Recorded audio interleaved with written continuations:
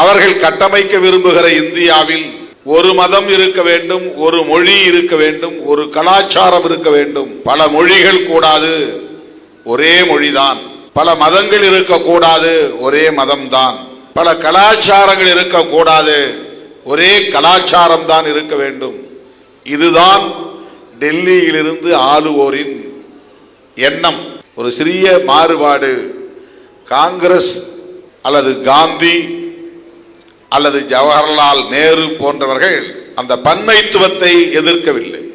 எனவே இந்தி பேசாத மாநிலங்களில் இந்தியை நாங்கள் திணிக்க மாட்டோம் என்கிற ஒரு உடன்பாட்டுக்கு வந்தார்கள் 1965. அப்படிப்பட்ட ஒரு முற்போக்கான சிந்தனை கொண்ட ஜவஹர்லால் நேரு அவர்கள் கூட தமிழர்களின் போராட்டத்தை கடுமையாக விமர்சித்தார். தமிழர்களை முட்டாள்கள் என்று வெளிப்படையாக பேசினார். இதெல்லாம் வரலாறு.